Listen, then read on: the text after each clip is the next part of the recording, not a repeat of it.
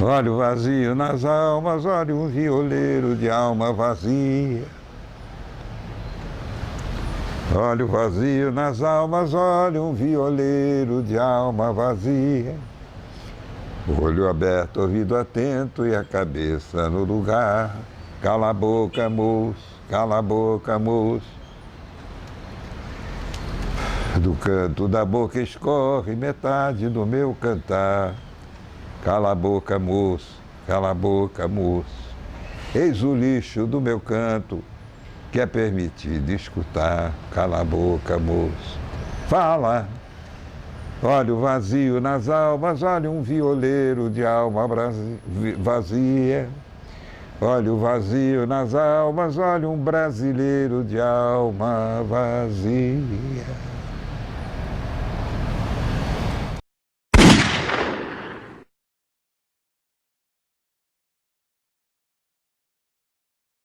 O Calabouço era um restaurante que pertencia à União Metropolitana dos Estudantes. A União Metropolitana dos Estudantes era a base principal do movimento estudantil no Rio de Janeiro.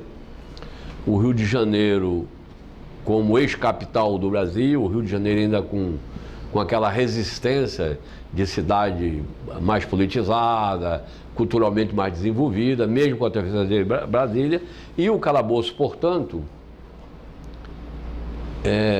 é o principal centro de organização e de atividade política no Rio de Janeiro. Era um centro de apoio ao estudante carente, não é? Criado pelo ex-presidente Getúlio Vargas e ligado ao MEC. Eu digo centro porque não era só um restaurante. Era uma área grande, não é? Onde você tinha, numa construção enorme, com vários departamentos e várias subconstruções, você tinha o restaurante, que servia a refeição para milhares de estudantes, desde 10 horas da manhã até 2 horas da tarde no almoço e no jantar, era horário equivalente. E ele tinha uma policlínica. Do outro lado, tinha serviços, prestação de serviços. Já no Calabouço Velho, ele tinha... Era uma comunidade, ele tinha sapataria, tinha lavanderia, barbeiro, alfaiateria, sapataria, tinha tudo no Calabouço, entendeu? E tudo aquilo era administrado pelo Estado ainda. Tinha todo o serviço que um estudante pobre, chegando na classe média, não podendo pagar o preço de mercado, chegava ali e ele tinha. O Calabouço era de fundamental importância. Primeiro, era a nossa sobrevivência, né? A sobrevivência era o Calabouço. E também encontrar os colegas, né, os conterrâneos. Ainda tinha essa parte assim afetiva, né? Porque é só trabalho, colégio e o Calabouço era uma referência. Lá nos encontrávamos. Logo que você chegava no Rio de Janeiro, você conseguia, né, entrava numa fila, um cartão provisório de 15 dias, estendido por mais 15 dias. Quando as aulas começavam, você provando que era estudante, provando que não tinha renda, aí você adquiria o cartão de comensal do Restaurante Central dos Estudantes, do Calabouço. Diga-se de passagem que estudantes pobres e alguns pobres que não estudavam exatamente, mas falsificavam suas carteirinhas para poder comer ali. Agora tinha uma saída entradinha por ali. Ó, a gente ficava nesse bolo aí. Olha, lá galpões, os galpões e a praça, a Mandília que ficava lá. Ô Edberto, ó, chega aqui. Agora, eu quero até acreditar que esses blocos ainda sejam resquício do Calabouço. Tem como a gente dar uma entradinha para ver um negócio aí? Não, porque nós estamos aqui, companheiro, porque isso aqui, na década de 60, posso que você... Quantos anos você tem? 40? Não era nem nascido. Aqui naquela época era um restaurante de estudante. E foi aqui que assassinaram um estudante, na época da ditadura militar. O Calabouço para mim foi algo muito importante porque me tirou de uma grande situação difícil, né? Porque para mim me permitia sobreviver e estudar ao mesmo tempo, né? Para mim foi ótimo, né? Os comensais do Calabouço eram um número grande. Se fala em 6, 7 mil comensais. O restaurante central dos estudantes se pagava por alimentação cerca de 2 cruzeiros. Então, 9.600 salário mínimo, 2 cruzeiros. Equivaleria hoje a você pagar 10 centavos de real para uma alimentação. E esse restaurante, Carlos, ele funcionava de segunda a domingo. A única coisa que tinha é que domingo você não teria jantar. Eu ganhava pouco, não tinha muito dinheiro, quer dizer, não ganhava quase nada, né? Meu pai me dava, naquela época, uma pequena pensãozinha que me permitia viver aqui e me permitia pagar os dois cruzeiros que eu pagava, né? Era baratinho, rapaz, 2 cruzeiros, né? Para comer e para jantar. Outro aspecto que também deve ser ressaltado é a qualidade da alimentação servida lá no restaurante central dos estudantes, no calabouço, né? Muitos, porque lá, porra, não era para pessoas de origem humilde, essa aqui é a verdade. Apesar da maioria ser de estudantes de origem do interior do país, eram pessoas de baixa classe média que vinham, entendeu? De lá do Nordeste, ou do Espírito Santo, ou de Minas Gerais, entendeu? Mas o nível de qualidade da alimentação não era excelente, mas não era ruim, não era deplorável. Pode ser considerada boa. Claro que era uma comida feita que nem em quartel, que nem para um batalhão, né? Com aqueles grandes caldeirões. Eu acho que muitas vezes a gente encontrava ali um arroz mal catado, um feijão também mal selecionado. De vez em quando você quebrava um dente ali numa pedra que você mordia.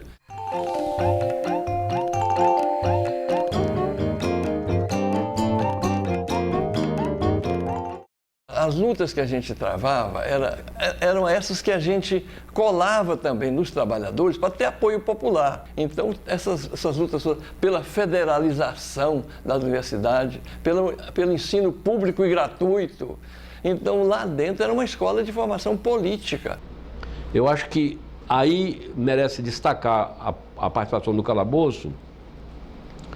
2 questões que eu acho fundamentais, estão intrinsecamente relacionadas. De um lado, a luta pelo direito de comer e de estudar. E, por outro lado, a relação dessas lutas pelo direito de comer, de estudar, de participar, né, com as lutas de caráter mais gerais.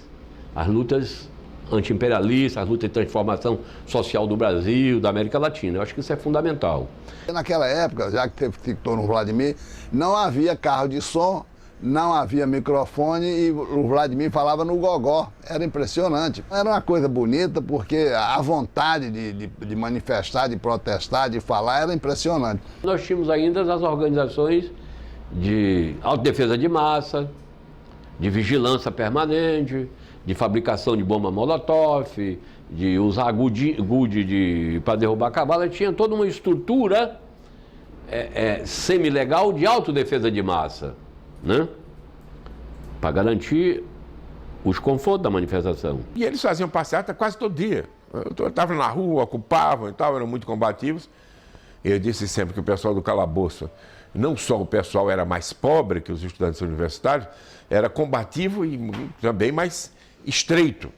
Então eles iam para a rua com um cacete enorme, entendeu? Uma bandeirinha do Brasil bem pequenininha, e que eventualmente depredava, inclusive, automóveis da classe média, entendeu?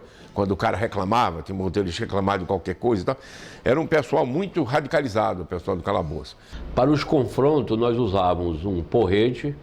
Na época eles lançaram a polícia lançou um cacetete tamanho família. Nós tínhamos um porrete de madeira com uma bandeirinha nacional pequenininha para dizer que não é radical. E aquela bandeirinha, na realidade, era só para disfarçar. E aquele porrete era que fazia frente aos cacetetes da polícia.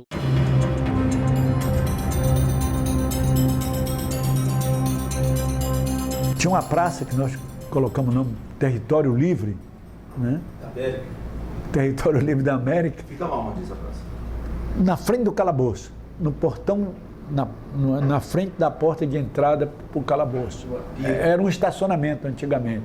Nós transformamos numa praça.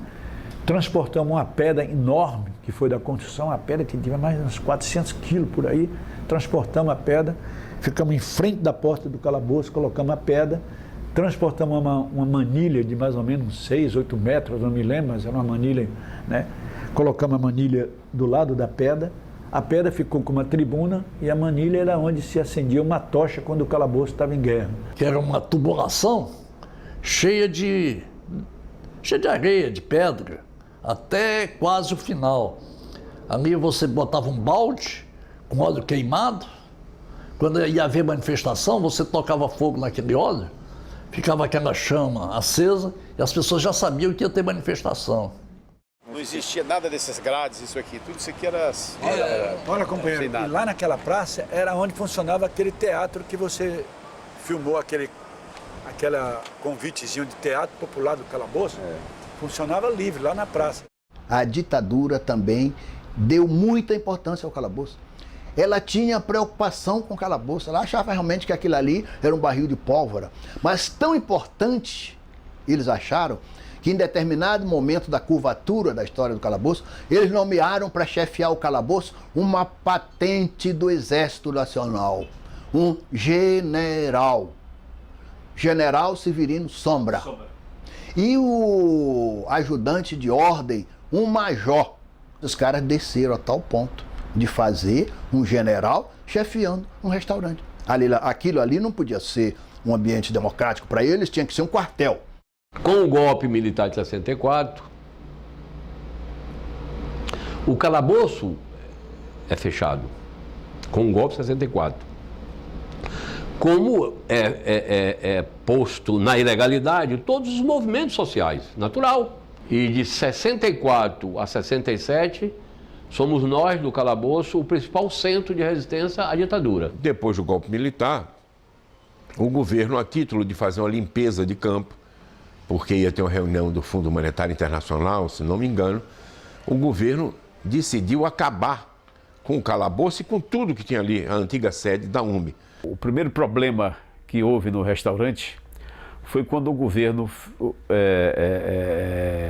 a pretexto de desafogar o trânsito e para facilitar uma melhor visão para uma comissão do FMI que vinha dos Estados Unidos se realizar no Rio de Janeiro, eles então acabaram, demoliram aquele restaurante, onde atualmente, hoje, é o Trevo dos Estudantes, onde no aterro, no final do aterro, se faz um balão para pegar ali para o castelo. Lembremos, em primeiro lugar, nós sabíamos, 2 grandes eventos de caráter internacional, pró-americanos. A Força Interamericana de Paz, a conferência no Hotel Glória, final de 66 e 67, da Força Interamericana de Paz para organizar tropas brasileiras e latino-americanas para intervir na República Dominicana, massacrar a Revolução Popular em marcha na República Dominicana. Em seguida vem a reunião do Fundo Monetário Internacional em 67. E o calabouço era sempre visto como um empecilho, um cartão de visita negativo para a ditadura que queria recepcionar, enfim, os seus grandes agentes capitalistas internacionais. Foi quando já a ditadura, teleguiada pelos interesses estratégicos do imperialismo yankee, né, apareceu com a ideia de destruir o prédio, né, alegando que seria uma passagem, entendeu, importante ali para uma missão do FMI, né, e também ali serviria para dar uma visão mais bonita do aterro do Flamengo, que tem o Aeroporto Santos Dumont ao lado, o Museu de Arte Moderna mais do lado. Mas o objetivo fundamental mesmo da ditadura era destruir o movimento estudantil que irradiava dali do Restaurante Central do Calabouço. E os estudantes do calabouço começaram a movimentação. Um dia de sábado, chegamos no calabouço e deparamos que estavam umas máquinas lá. Aí saiu uma comissão para ir dialogar com o engenheiro, que era um tal de Soares. Paulo Soares. Aí fomos lá dialogar com esse cidadão, né? Ele prometeu que não, olha, não vamos destruir o calabouço, vamos só tirar uma parte para dar passagem ao trevo. E se tiver que fazer alguma coisa no calabouço, é inclusive para melhorar o aspecto do calabouço, a vista do calabouço. Mas a coisa não foi assim. Porque no outro fim de semana, chegamos lá, tiramos uma comissão para conversar com o Negrão de Lima, foi essa comissão para conversar com o Negrão de Lima, ele também prometeu. Mas na prática se deu uma outra coisa.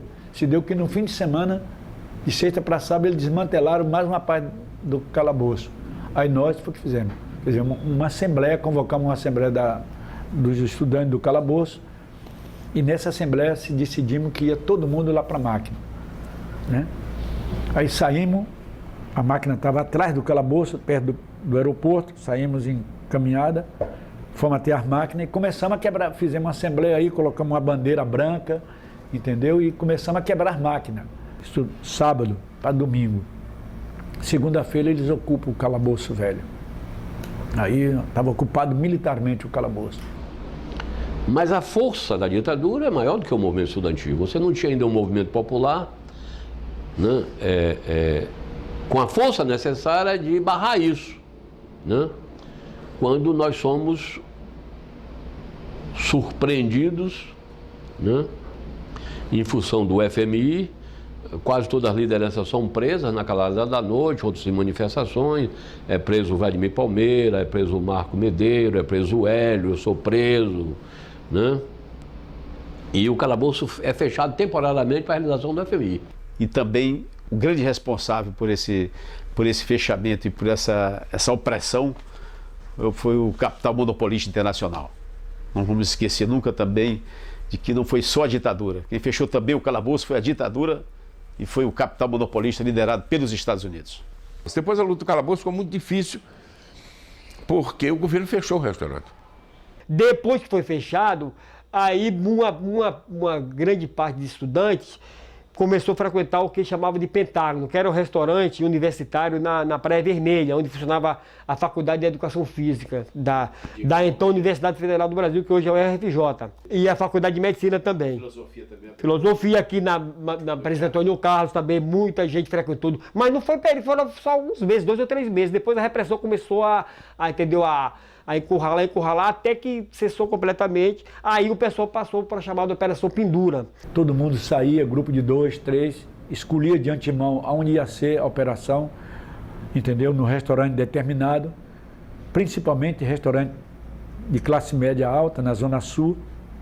Nós íamos todo mundo, entrava de 2, 3 no restaurante, sentava, ninguém se conhecia, bem vestidinho, escolhia a melhor roupa que tinha, porque a galera toda era pobre, né, cara? Aí subia um companheiro na mesa, fazia um discurso para enviar as contas para o Ministério da Educação, entendeu? Isso aí levamos uns 2, 3 meses. Isso virou um inferno na cidade, entendeu? Os caras não tinham mais jeito, os comerciantes começaram a reclamar.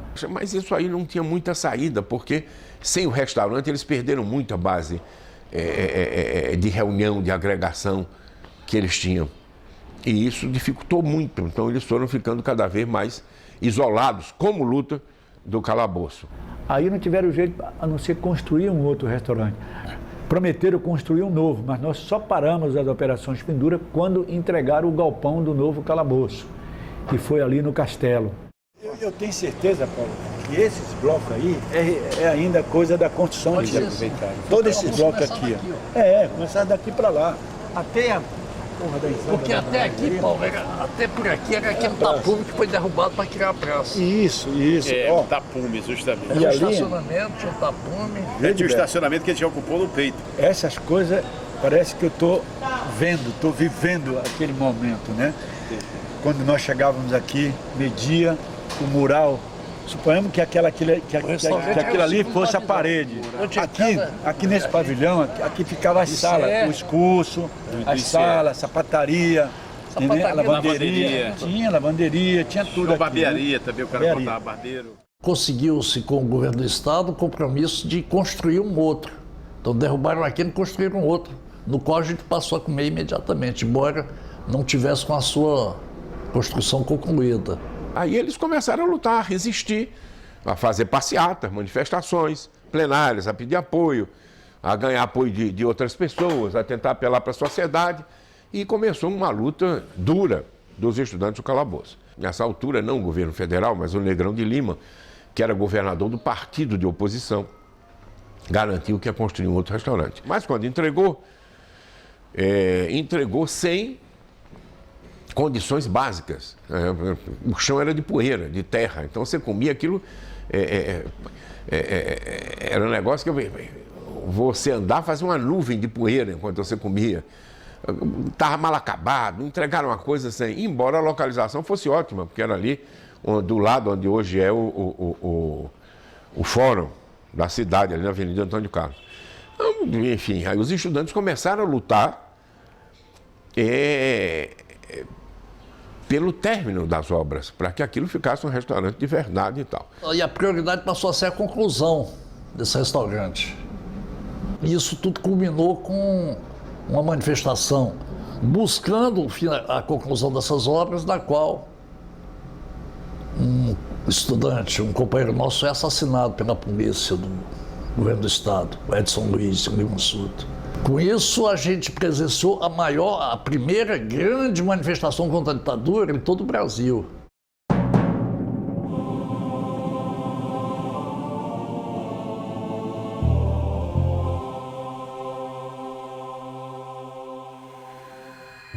Por lá passaram muitas e muitas pessoas, milhares, desde sua fundação lá em 51, né, no governo Getúlio. E através do calabouço, muitas pessoas, muitos brasileiros aí conseguiram concluir seus cursos, alguns exerceram atividades importantes aí no país. O que eu quero destacar é que, se de um lado teve esses elementos que se aproveitaram do restaurante para prosseguirem nas suas carreiras, também teve outro lado, ali foi um celeiro, formou muitos quadros revolucionários para as organizações que surgiram. Eu acho que muitos companheiros secundaristas saíram do calabouço para entrar na luta armada. E que o calabouço foi um dos focos de resistência à ditadura militar.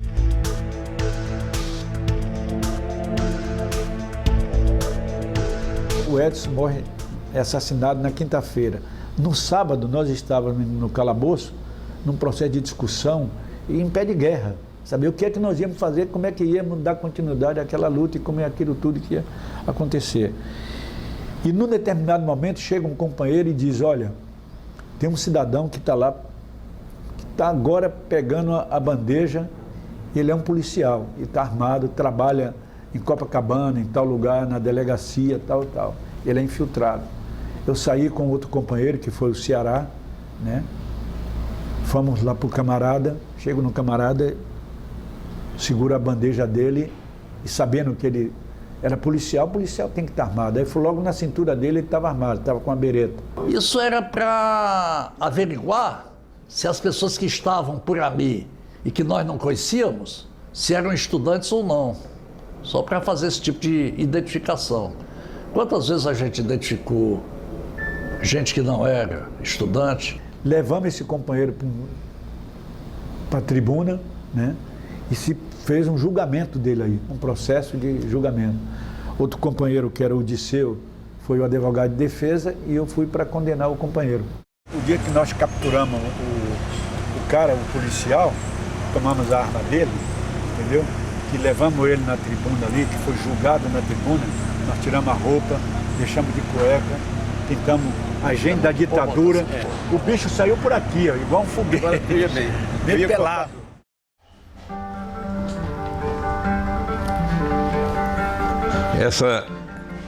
Essa música aí que está tocando é a primeira gravação do Calabouço, é a primeira versão, né?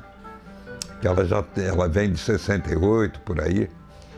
E é a música que os estudantes todos cantavam comigo quando eu viajava pelo Brasil todo. Não sei nem como é que essa música atravessou a fronteira, porque ela saiu numa gravação muito restrita, né? Não tinha mídia para poder...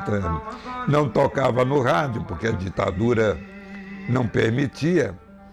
Então, os estudantes é que se comunicavam entre si pelo Brasil inteiro. Havia uma organização estudantil muito forte. E onde eu chegava, as pessoas já conheciam a música e cantavam comigo os refrões, né? Cala a boca, moço, e decepada canção. Cala a boca, moço, Metade com 7 chaves. Cala a boca, moço, nas grades do meu porão. Cala a boca, moço, A outra se gangrenando. Cala a boca, moço, na chaga do meu refrão. Cala a boca, moço, Cala o peito, cala o beijo, calabouço, calabouço. E o calabouço, ele avança a um ponto que ele acaba se isolando do nível de organização desses setores populares, inclusive do movimento estudantil. E aí tem algo que vai nos aproximar muito do campo universitário como um todo, que é o MECOSAID. O acordo do MECOSAID era a entrega da universidade brasileira ao sistema de ensino americano. Os secundaristas eram o setor mais combativo que tinha, mas a estruturação era muito ruim. Então, quem liderava o secundarista, de fato, eram os universitários, era a UMB. Eles iam para manifestações e davam um grande apoio, foram fundamentais na luta de massa, mas a estrutura deles, a UMB, era muito fraquinha. A UME, que era a União Metropolitana, e a UNE, aí tinha conflito. Mas tinha conflito que era conflito de classe mesmo. Se bem que até hoje alguns companheiros não gostam de tocar nesse assunto, mas era uma questão de classe. Por quê? Porque 60% a 80% dos estudantes do calabouço era nordestino. Nordestino de classe, origem camponesa ou origem proletária, operário, entendeu? E baixa renda. E a UME não? A UME não. A UME era uma entidade dirigida, inclusive, pela pequena burguesia. O calabouço tinha uma dinâmica totalmente diferente do movimento universitário. Se você pegar especificamente as formas de luta, vai ver que elas eram mais duras. O calabouço eram estudantes mais dados ao confronto, o que também tinha uma separação, entendeu? De comportamento com os estudantes universitários, que eram, inclusive, orientados a não procurar o confronto com a polícia. Olho aberto, ouvido atento e a cabeça no lugar. Cala a boca, moço, cala a boca, moço, Do canto da boca escorre metade do meu cantar. Cala a boca. Aprendemos também a organizar melhor o calabouço. Aí foi criado, né? Olha, para administrar, porque tiramos da administração do Estado, passou para a administração do calabouço. Aí se criou a AEC, que era a Associação dos Estudantes do Calabouço, se criou um outro organismo para administrar o calabouço, né? A FUEC, né? Uma vigilância do calabouço, propaganda, né? Tinha companheiro que era responsável de fazer os murais do calabouço, que era a parte, eu acho que mais importante, era a parte do processo de politização. Logo que foi fechado o primeiro calabouço, se constituiu uma entidade chamada FUEC, Frente Unida dos Estudantes do Calabouço. O calabouço, numa segunda fase, na ponta do calabouço, repito, do lado do aeroporto Santos Dumont, onde ali tinha funcionado uma antiga prisão, né, da época colonial,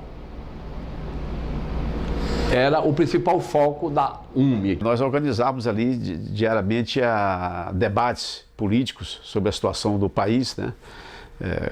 Havia um jornal mural, né? Quer dizer, que era recorte de jornais e cartolinas, né?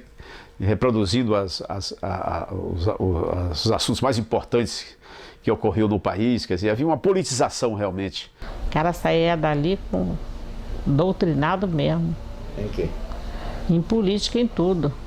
Não é à toa que quando eu cheguei no DOI-COD, eles falaram que aquilo ali era uma fábrica de comunista. Aquilo ali era só uma fachada, é mole. A maioria daquelas pessoas estava tendo a sua primeira grande experiência política. E além de se organizarem politicamente, além de assumirem a administração do restaurante, ainda tinha também tarefas políticas ali, diárias. A gente ia para o centro para fazer levantamento de roteiro, né? Teve um período que a gente fez um enterro simbólico, eu acho que foi de um ministro da Educação, uma coisa assim, e a gente foi encomendado um caixão, entendeu? Esse caixão foi entregue à funerária, né? Marcamos para a funerária, o Elinor Brito que marcou, para entregar na esquina da Rio Branco com o presidente Vargas, né? A gente escolheu o local onde se entrega e começava a manifestação, né? A partir de 66, a liderança do calabouço se esquerdiza, vira mais política, né? O Brito, por exemplo, que era um cara inteiramente independente, como se politizou nesse processo e tal. Então eles vão fazendo suas opções também. Muita gente se politizou naquelas lutas, eu mesmo fui um deles. Eu me formei politicamente dentro do calabouço. Inclusive, em primeiro lugar, em 67, quando tive um irmão meu que perdeu uma mão devido a uma bomba jogada pela Polícia Militar do Rio de Janeiro. Como você está vendo aqui, o canto de calabouço de Seu Regis. Isso era um grande orador que nós tínhamos lá. Ele fez um poema para Ezequias Gomes de Lima. Na luta pela comida que os cães te roubam da boca, perdestes os dedos da mão, mas não perdestes a vida, porque as ideias permanecem combatendo a opressão, combatendo os estilhaços que a bomba feita em pedaços deixou na estrada do povo, a bomba dos desgraçados, das negras feras infames, inimigas das alvoradas e do canto livre dos montes. A bomba que explodiu na minha mão foi em 17 de novembro de 65. Quando a passeata alcançou a Praça Paris, destinava-se ao Hotel Glória, onde ocorria uma reunião da OEA, na qual estaria presente o Marechal Ditador. A Polícia Militar a aguardava, ansiosa por sangue. DOPS usa granadas e fere estudante durante passeata. Polícia mutila estudante. E aqui fala o que eu acabei de comentar, né? Em consequência dos ferimentos produzidos por estilhaço de bomba atirado por policiais para dissolver a manifestação de estudantes, em frente ao Hotel Glória, o jovem Ezequias Gomes de Lima, de 18 anos, a idade que eu tinha na época, teve sua mão esquerda amputada ontem no Hospital Barata Ribeiro. Os estudantes protestavam pacificamente contra o fechamento do restaurante do Calabouço, quando os policiais os agrediram. Cala a boca, moço, cala o peito, cala o beijo, cala a bolsa, cala a bolsa. Então, na quinta-feira, né, teve uma assembleia, e nessa assembleia deveria ter elementos infiltrados, né? Fizeram uma provocação e chegou os milicos para acabar com a assembleia. Num desses enfrentamentos, né, um estudante é baleado, né? Um estudante é baleado, que foi o Jazão. Esse daí é o camarada que alguns dizem que morreu, mas não morreu, porque Jazão depois estava aí, todo mundo viu, e inclusive participou do enterro do Edson, estava lá. Era quase 5 horas, quando houve aquela incursão dos policiais que queria tomar de toda maneira o calabouço, né? E que aí aconteceu esse disparo, né? Que não foi um disparo, teve outros feridos também, que ninguém fala os feridos, né? Frazão e outros. Várias pessoas, Frazão, foram feridos, né? Várias pessoas que ninguém conta, né? E em março de 68 foi o dia que houve a morte do Edson Luiz, que comoveu o país. Foi uma passeata comum, das quais eles faziam uma por dia ou 3 por semana. Eles iam sair numa manifestação e um imbecil da PM atirou e matou o Edson Luiz. E um outro enfrentamento, já perto do calabouço, quase na porta do calabouço, é que um estudante leva um tiro. Esse estudante foi o Edson Luiz. Era assassinado ali, exatamente onde tem a entrada do Ministério Público Estadual ali, na entrada do prédio. O atual prédio do Ministério Público, onde era o calabouço. Eu me lembro. Agora o Edson Luiz diz que realmente o oficial chegou e foi a queima-roupa. Foi queima-roupa. Atirou assim no peito dele, assim direto. Isso aí eu me lembro. Várias pessoas comentaram. Você atira no meio do peito, é que você quer matar mesmo.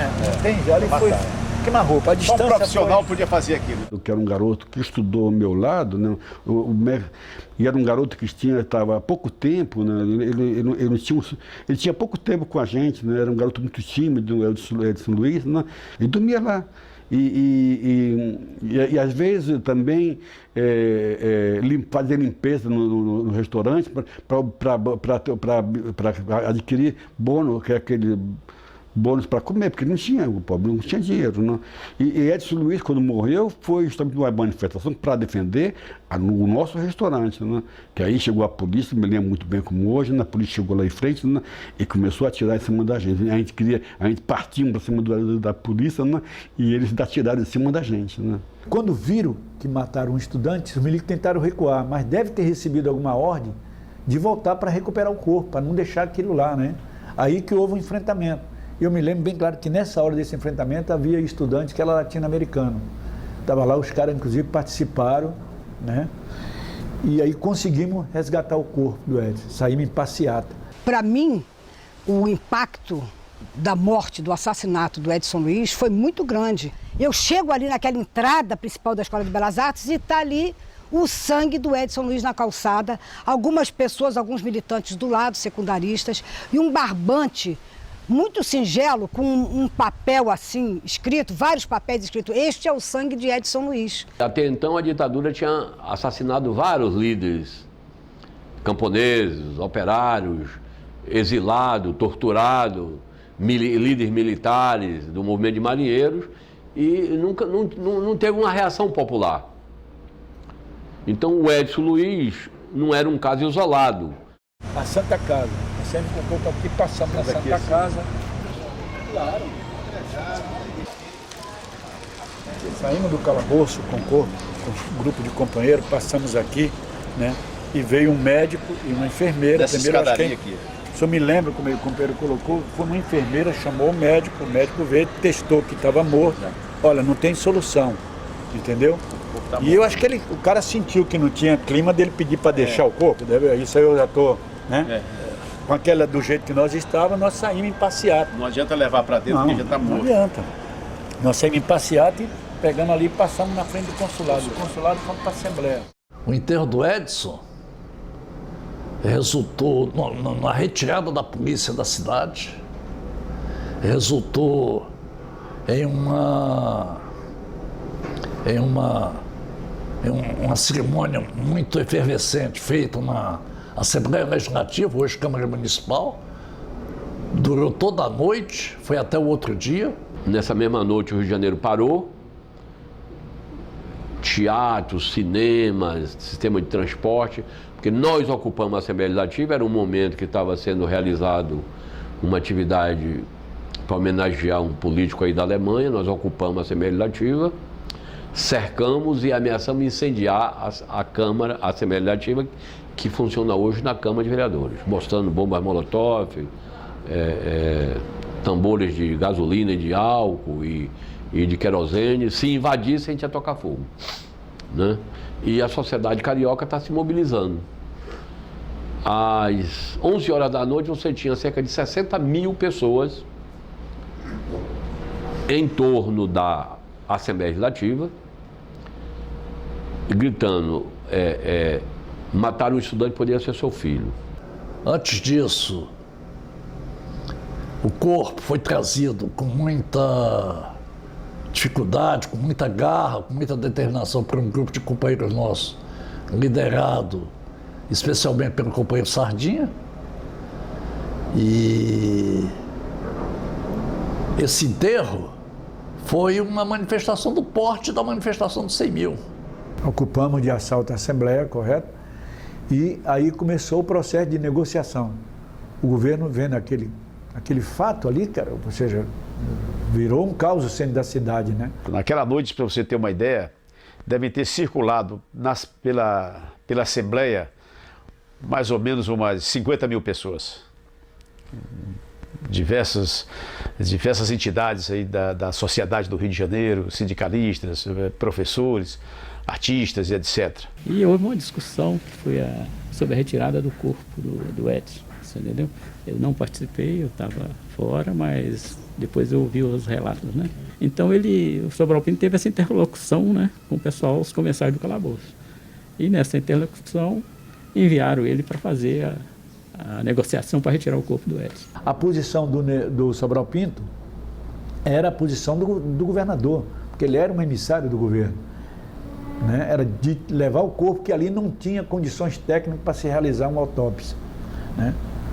E essa posição era aceita pela UME e a UNE. Eles queriam levar para fazer autópsia, você entendeu? Mas a hora que levava a autópsia era para ficar com o corpo. Então era uma questão mesmo política, né? E o Sardinha acho que foi fundamental para segurar, porque as lideranças universitárias estavam propensos, né, a ceder. A polêmica era retirar ou não retirar o corpo. Venceu a compreensão de que a retirada do corpo significaria o fim da manifestação da justíssima manifestação contra a ditadura. E aí se desponta duas posições. Uma de conciliação, dizer, não, nós garantimos que o corpo pode sair para fazer autópsia fora e voltar para aqui, e outro diz que não. que era a nossa posição. A autópsia tem que ser feita aqui, e se não fizer autópsia, não precisa provar que foi a ditadura que o assassinou, porque nós sabemos que foi a ditadura. Olha o vazio nas almas, olha um violeiro de alma vazia. Olha o vazio nas almas, olha um violeiro de alma vazia. O corpo do Edson ficou ali e o dia seguinte foi o enterro, né, com aquela participação que foi a primeira manifestação de massa contra a ditadura militar. Isso aí gerou um protesto generalizado, houve uma concentração de estudantes na Câmara de Vereadores, na Assembleia Estadual, na Assembleia Legislativa, que era onde hoje é a Câmara de Vereadores, levaram o cadáver para lá, não deixaram fazer autópsia, para não falsificarem o resultado, e a autópsia foi feita ali na Assembleia, e foi gente chegando, no dia seguinte tinha uma grande massa de gente, inclusive pela primeira vez muita gente que não era estudante, foram mães de família, profissionais, entendeu? Padres, e começou a ter uma turma diferente ali no Edson Luiz. Desse ponto de vista, o enterro do Edson foi uma prévia dos 100 mil, e realmente ele levou muita gente. Não é à toa que ali nesse dia se tirou a primeira comissão popular para conversar com o governo. Esse é um momento importante que vai desdobrar no dia seguinte na grande manifestação de um enterro fúnebre. Rapaz, você não contava o número de participantes. E uma coisa interessante, que não sei se você vai se surpreender, a população burguesa, vamos dizer, a elite, a classe média, média alta, apoiava a ditadura. Mas nesse evento, por onde a gente passava, o apoio era para o movimento estudantil. O enterro foi uma manifestação com 100 mil pessoas ou mais. Eu sempre digo que essa questão do número de pessoas é muito relativa, porque o enterro encheu a Cinelândia de gente. Embora depois tenha tido uma caminhada, uma passeata até o cemitério São João Batista. Mas tinha um pouco menos que a passeata de 100 mil, tá certo? Mas em comparação depois com as diretas, entendeu? Quando você vê a foto das diretas, você vê que se as diretas tinham 1 milhão, os 100 mil tinha 800 mil pessoas, 700 mil pessoas, pelas fotos que você vê. E nesse caso, evidente, o Edson Luiz teria também umas 600, 500 mil pessoas, ninguém sabe, sabe? Mulata, mula, mulambo, milícia, morte, morão.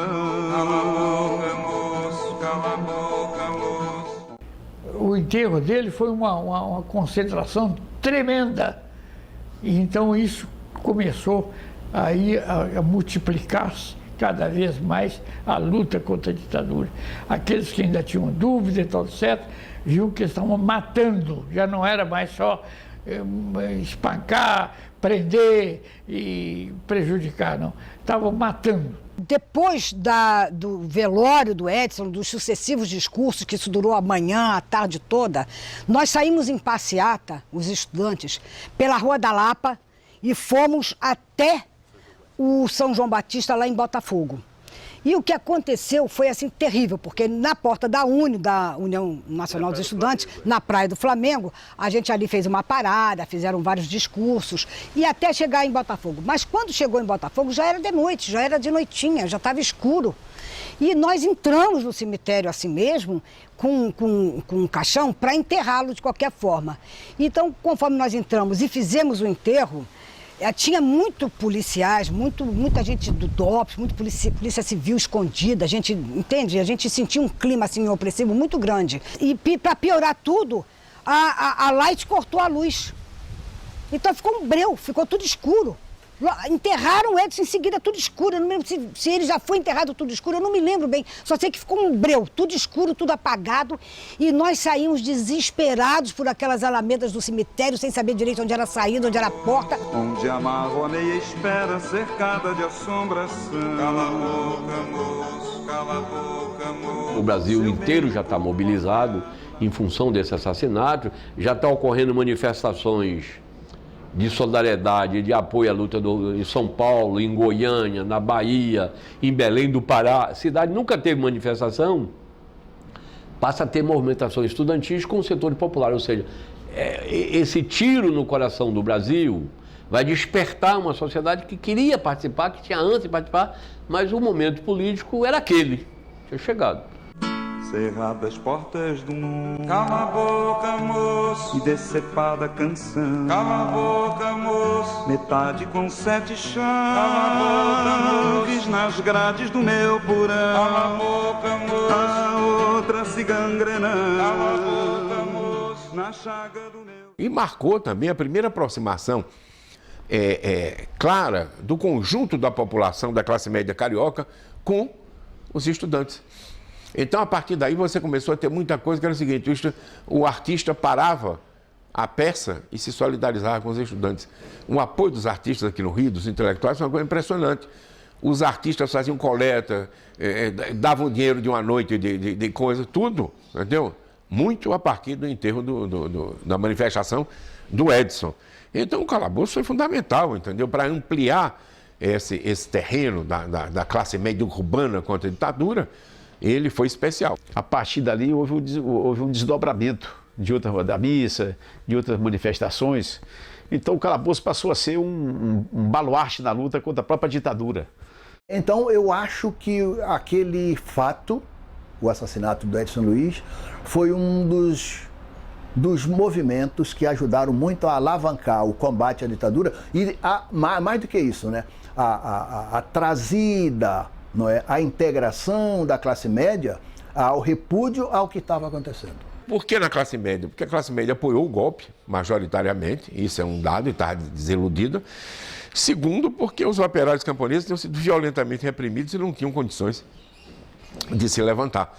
Então já havia uma ampla simpatia. Sem dúvida, desse ponto de vista, o enterro do Edson foi uma manifestação importante. Não só isso, porque não acabou aí no enterro. Houve comício, passeata. No 31 de março, nós fizemos uma passeata na rua de protesto, em que cantou o pau, entendeu? E depois, na missa de 7º dia, houve uma repressão brutal feita pela PM, com cargas de cavalo, entendeu? Em cima do... E você tem fotografias notáveis aí mostrando os padres tentando proteger a multidão.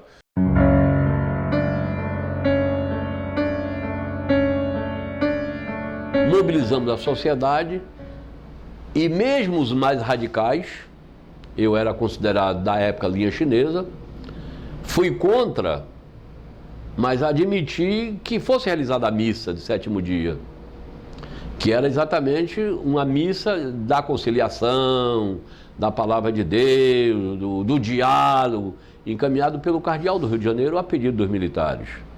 E de alguns setores populares, estavam participando, intelectuais religiosos, freiras, padres, que já estavam participando, setores que tinham apoiado o golpe. E a Candelária foi outro massacre. A missa do Edson Luiz, foi mesmo pela polícia no calabouço, foi um dos momentos mais dramáticos do Rio de Janeiro.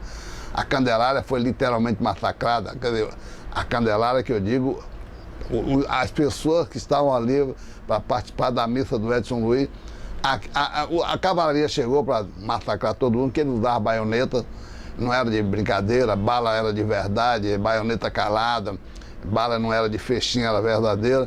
Então, os padres, vendo aquela coisa, fecharam a igreja, quem ficou dentro da igreja se salvou. Quem estava do lado de fora, aí foi todo mundo massacrado, foi todo... uma loucura, e foi nesse momento que eu fiz essa foto, na chegada da cavalaria na Candelária.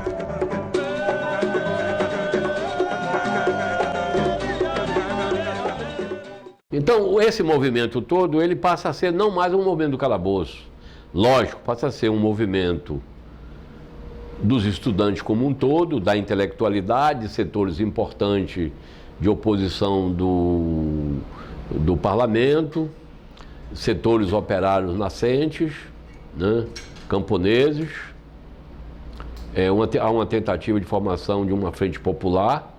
Tudo isso vai desembocar sob a liderança da UME e da UNE,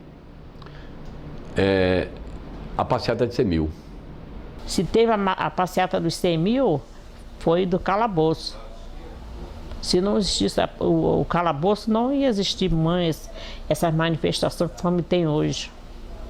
Por isso que eu digo que foi muito importante. E em junho, aí fomos na rua por mais verba, numa sequência planejada de manifestações. No primeiro, logo, tivemos 3 sequências de manifestações, uma manifestação no início de junho, e depois tivemos 3 dias de manifestação, com graves confrontos com a polícia, combinando com a Sexta-feira Sangrenta, e daí dessa Sexta-feira Sangrenta é que sai a passeata dos 100 mil. A marcha dos 100 mil não foi decorrência direta do fechamento, foi mais da morte do Edson, né? Porque ali foi um episódio traumatizante, impactante, né? Então, quando houve o movimento, quando a morte do Edson, aquilo ali foi uma espécie de desaguadouro, né? De toda a inconformidade da sociedade com a ditadura. O que há é que a passeata dos 100 mil, mais ampla que aquela manifestação do enterro do Edson, no entanto, reproduz comportamentos em escala maior, quer dizer, maior apoio da sociedade, maior presença de padres, de freiras, de professores, de artistas, entendeu? Mas é uma manifestação para a qual a gente já tinha o preparo daquela do enterro do Edson. A partir daí teve a passeata dos 100 mil, que foi um relax, né? Foi uma coisa assim, né, festiva, juntou-se a classe média toda, os artistas, os intelectuais, foi muito legal, foi muito gratificante, mas depois disso foi só paulada, né? Aí foi só paulada efetivamente, aí todo mundo já se engajando na guerra, na luta, na guerrilha. O AI-5 em dezembro, decretado em 13 de dezembro de 68, a partir daí, então, aí é nada. Aí já começa um momento, assim, de falta de expressão total. Aí não se podia mais nem juntar 3 pessoas numa esquina, não dava mais.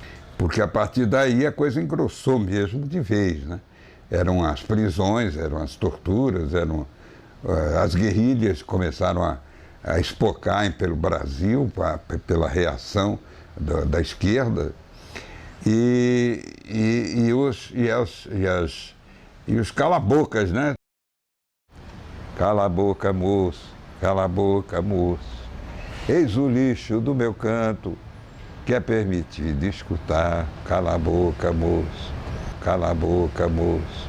Na Europa, os estudantes em Paris, na Ásia, o Vietnã, e no Brasil, os estudantes do calabouço. Foi um epicentro de luta que, em determinado momento, aglutinava todas as tendências, todas as vertentes políticas que lutavam contra a ditadura. Eu não tenho dúvida de que o calabouço, respeitando todas as suas limitações, foi a grande fagulha que serviu como estupim para incendiar o Brasil naquele momento de resposta à ditadura que tomou conta do país e que mais tarde, inclusive, resultou na resistência armada. O calabouço é um caso único no Brasil. Eu não conheço caso igual, entendeu? É um movimento típico, devia ser mais estudado, está muito esquecido. Eu levanto sempre isso, não só o calabouço, mas lideranças como o Brito, que ficaram esquecidas. Foi um movimento teve um enfrentamento enorme contra a ditadura. E está na raiz, primeiro da resistência no ano de 67, que era um ano difícil para a gente, ao lado dos estudantes da Universidade Rural. E depois no ápice da maior manifestação, até os 100 mil de massa, que houve no Brasil. Não é pouca coisa. Cala a boca, moço. O calabouço foi colocado meio de lado do processo, né? Porque houve um aumento do movimento, né? E veio as lideranças da UNE, da UBS, né? Da UME, você entendeu? E tomaram a frente do processo. Surgiu as lideranças, né? As lideranças dessas entidades, né? E mais os presidentes de DCE, de diretório, né? E a gente passou a ter um papel aí, talvez, secundário. Na verdade, o calabouço ficou totalmente invisível. Ele ficou absolutamente no esquecimento. Quer dizer, quando se fala esses historiadores ou mesmo ex-militantes da luta revolucionária, alguns escreveram livros, eles falam em passant sobre o calabouço, citando o caso do assassinato do Edson Luiz, mas ele ficou no ostracismo total. O patrono do Colégio Prado Júnior, na Praça da Bandeira, é Edson Luiz. Você vai lá e pergunta os alunos politizados quem foi Edson Luiz, ninguém sabe. Isso é um absurdo. Ninguém lá sabe quem é Edson Luiz, muito menos calabouço. Eu acho que hoje uma tarefa nossa, participamos do calabouço, que vivemos aquela experiência maravilhosa do calabouço, né? É tentar recuperar essa história do calabouço e mostrar qual foi o papel do calabouço na resistência, né, à ditadura militar.